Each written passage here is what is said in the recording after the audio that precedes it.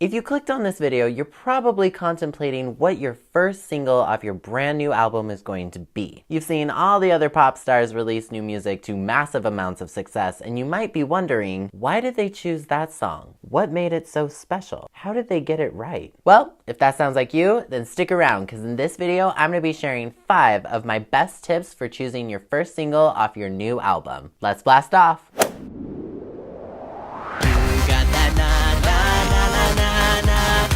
I can't stop with these boys from California.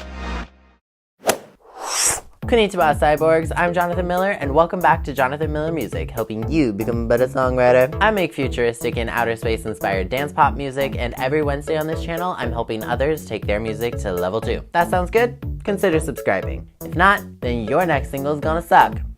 I'm just saying it'll be a lot better if you watch this video to the end and then you subscribe. I'm just kidding. No, I'm not. Am I? You don't know. Subscribe! Alright, so the first tip I have for you is know who you are as an artist and what you're all about. This takes tons of research and self-discovery. What are your likes and dislikes? What similar bands or artists that are already more famous sound like you? Who are your influences? What are your morals and what do you stand for? My fans say my music is kind of this weird hybrid between Lady Gaga and Britney Spears and like Avicii and Zedd, which also happen to be some of my musical influences, so that's cool. If you're a new artist and you have little or no fan base, it can be really hard to figure out. And believe me, my fan base is still relatively small, so I feel you. But you can always survey your family and friends and ask for their opinions. Don't do what I did and try to market yourself without really knowing yourself. This is especially true if this is your debut single. Spend the time, write it all out, and be okay with it changing over time as you get older and you learn more about yourself and more about what you want your brand to be. The more you do this, the more you're gonna learn about yourself as an artist, as well as who you want people to know you as. Which brings me to number 2, know your ideal fan. Not only do you need to know who you are as an artist, but you need to know the ideal type of person that's going to love your specific style of music. This is where all that feedback from your family and friends is gonna come into play and help you kind of form an idea of who that person is. As you grow and again, learn more about yourself and your brand, this will change over time. But what are they like? How old are they? Where do they shop? You know they love your music, but who else are they listening to? Think about who you're trying to sell your music to, because unfortunately this is a business and sometimes you gotta wear the business hat. It's okay, it's just on occasion, don't worry about it. Number 3, rate your potential singles on an energy scale from 1 to 4.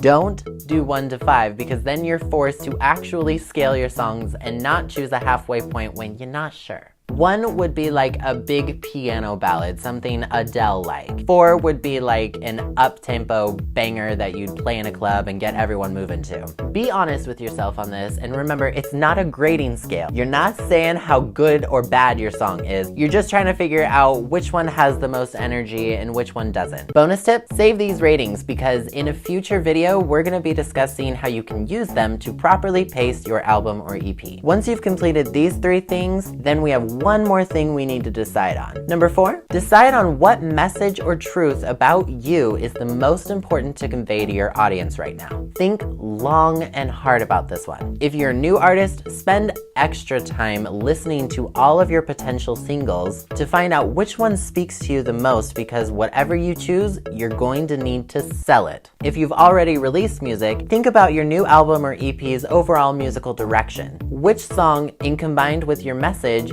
best represents that? That also applies to new artists. Has this been a roller coaster year of emotion and you really want that awesome ballad to be the introduction? Or have you been having the time of your life and you really want that up-tempo club banger to be the first single? This is where you really gotta trust your gut. An example for you, I chose my song War With Love to be the first single off my album 5 because its crying on the dance floor vibe was a good introduction to the full record. But if you watch the music video, it's not really futuristic like most of my brand is. And a couple reasons for that. A, the market at the time was kind of in this vibe. B, and this is a big one, I didn't fully know who I was as an artist and who I wanted people to know me as. And I didn't have the confidence to express that. I was trying to blend in instead of doing my own thing and standing my ground. It's by no means a bad video and I don't have any regrets about it, but now that I know who I truly am as an artist, I probably would have done a few things a little differently. And that's okay. If you're in this boat, don't worry about it. I mean, believe me, you can always release a new single when you're much more confident and you know who you are. Like I'll be doing with my next single. And the last tip I have for you today, plan everything ahead of time.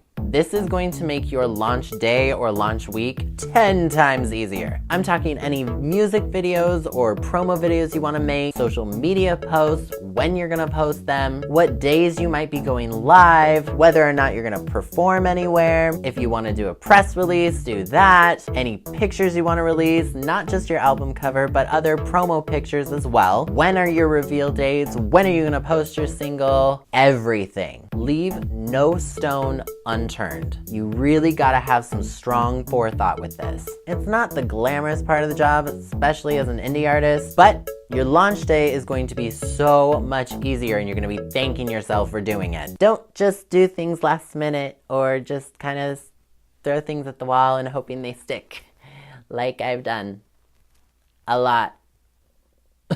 Anyway, if you follow these 5 steps, I'm confident that your first single, whether your audience is small or large, is going to be a smash. So those are my tips on how to choose a first single. Question of the video, which tip did you find most helpful? Leave me a comment below letting me know. If you want to check out some of my music, I just released a new Spotify playlist. There's links in the description below to check it out. I also have a bunch of other videos on this channel about how to properly build an album. Again, there are links in the description below if you want to check those out. And as always, please leave a like on this video if you enjoyed it and subscribe if you're new. I put out new videos every single Wednesday. Once again, I'm Jonathan Miller, and I will see you next time. Mata ne!